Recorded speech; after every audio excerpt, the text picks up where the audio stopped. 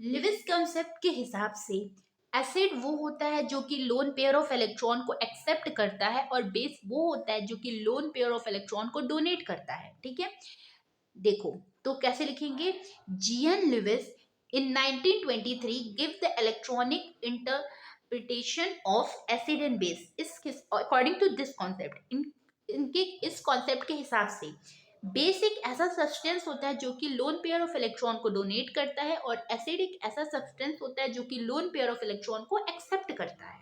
ठीक है, the process of neutralisation is simply formation of coordinate bond between electron donor and electron acceptor. ठीक है, जो process of neutralisation होता है वो सिंपली कोऑर्डिनेट बॉन्ड फॉर्मेशन होता है इलेक्ट्रॉन डोनर और इलेक्ट्रॉन एक्सेप्टर के बीच में। जैसे NH3, तो एक एच एक एच एक एच। अब हम जानते हैं हमारा N जो होता है उसकी वैलेंसी कितनी होती है, 5।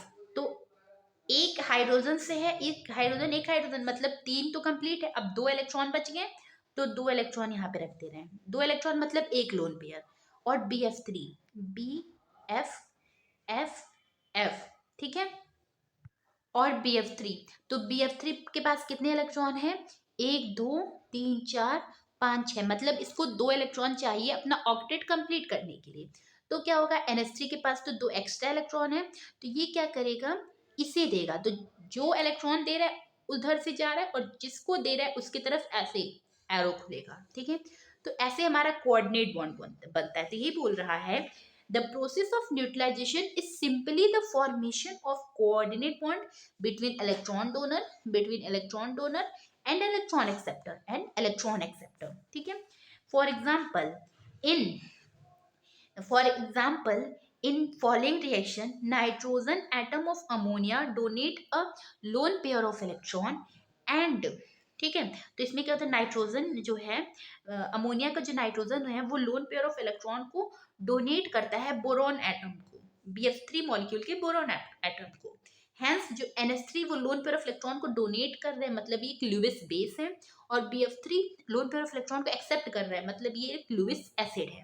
इसी तरह CO2+ का देख लीजिएगा। ठीक है, नेक्स्ट क्या होता है, तो CO2+ है, ये NH3 4NH3 है, तो वो एक यहाँ से देगा, एक यहाँ से देगा, एक यहाँ से, तो चारों तरफ से NH3 loan pair of electron को देगा कॉपर को। नेक्स्ट, अब लिविस एसिड का क्लासिफिकेशन। लिविस एसिड क्लासिफाई हुआ था मॉलिक्यूल, ऐसा मॉलिक्यूल जिसमें सेंट्रल एटम के पास इनकम्प्लीट ऑक्टेट हो। ठीक है, लिविस एसिड क्या होता है, जो कि लोन पेयर ऑफ इलेक्ट्रॉन को एक्सेप्ट करता है। तो अगर हमारा ऑक्टेट इनकम्प्लीट होगा, मतलब ऑक्टेट कंप्लीट नहीं होगा, तभी जो एटम होगा वो लोन पेयर ऑफ इलेक्ट्रॉन को एक्सेप्ट करेगा ना। अगर वो कंप्लीट रहा तो वो लोन पेयर ऑफ इलेक्ट्रॉन को क्यों एक्सेप्ट करेगा, या उसके पास ज़्यादा हुआ तो वो देगा ना, एक्सेप्ट थोड़ी ना करेगा। इसीलिए लिविस को कैसे बोला गया कि लिविस एसिड क्लासिफाई हुआ था जिसमें कि हमारा जो मॉलिक्यूल हो, जो सेंट्रल एटम हो मॉलिक्यूल का, उसके पास इनकम्प्लीट ऑक्टेट हो। ठीक है, इनकम्प्लीट ऑक्टेट होगा तभी ना लोन पेयर ऑफ इलेक्ट्रॉन को एक्सेप्ट करेगा, तभी ना लिविस एसिड की कैटेगरी में आएगा। नेक्स्ट, सिंपली कैटायन, मतलब पॉजिटिव चार्ज। जब कैटायन होगा, पॉजिटिव चार्ज होगा, तभी ना इलेक्ट्रॉन को वो एक्सेप्ट करेगा, तो सिंपली कैटायन। नेक्स्ट, अगर आपको इसका नोट्स चाहिए होगा तो मेरे को कमेंट में लिखिएगा, तो फिर मैं आपको इसका नोट्स प्रोवाइड कर दूंगी। ठीक है, next, molecule in which central atom has a vacant D orbital. ठीक है, अगर हमारे पास जो सेंट्रल एटम है उसके पास वैकेंट डी ऑर्बिटल है होगा, तभी ना वो लोन पेयर ऑफ इलेक्ट्रॉन को एक्सेप्ट करेगा। Next, molecule which have a multiple bond atom of different electronegativity. Next क्या होता है, एलिमेंट हैविंग इलेक्ट्रॉन सेक्सटेंट, मतलब कि देखिए ऑक्सीजन और सल्फर जो होता है उसके पास 6 इलेक्ट्रॉन होता है वैलेंस सेल में, तो वो 2 इलेक्ट्रॉन चाहता है, तो वो 2 इलेक्ट्रॉन लेना चाहता है, तो वो एसिड की तरह काम करेगा, लिविस एसिड की तरह।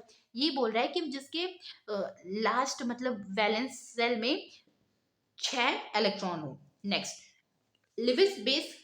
लिविस बेस कैसे क्लासिफाई हुआ है, पहला जो निगेटिव आयंस होंगे, नेगेटिव मतलब लोन पेयर इलेक्ट्रॉन उसके पास चाहता है तो वो डोनेट करेगा, तभी ना लिविस बेस के कॉन्सेप्ट में आएगा, कैटेगरी में आएगा। दूसरा, ऐसा मॉलिक्यूल जिसके पास अनशेयर्ड पेयर ऑफ इलेक्ट्रॉन हो, ठीक है, एक या उस दो अनशेयर्ड पेयर ऑफ इलेक्ट्रॉन हो। नेक्स्ट, मल्टीपल बॉन्ड जो फॉर्म करे कोऑर्डिनेट कॉम्प्लेक्स। नेक्स्ट, जो हमारा लिविस एसिड बेस्ड कॉन्सेप्ट था वो ज्यादा अच्छा था ब्रॉन्सनेट लॉरी कॉन्सेप्ट के हिसाब से। क्यों? क्योंकि ये कॉन्सेप्ट ज्यादा अच्छा था, क्योंकि इस कॉन्सेप्ट में हमें कोई सॉल्वेंट की जरूरत नहीं था, कि इसमें हमें किसी सॉल्वेंट का जरूरत नहीं, इस कॉन्सेप्ट में हमें किसी सॉल्वेंट का जरूरी नहीं था। दूसरा, ये एक्सप्लेन कर रहा था basic property of metal oxide and acidic property of non metal oxide. ठीक है, और इसमें प्रोटॉन का भी रहना जरूरी नहीं है। ठीक है, जैसे कि हमारा ब्रॉन्स्टन लॉरी कॉन्सेप्ट था, उसमें प्रोटॉन जरूरी था, प्रोटॉन का एक्सचेंज हो रहा था, तो उसमें प्रोटॉन जरूरी था। लेकिन इसमें प्रोटॉन हो या ना हो कोई फर्क नहीं पड़ता।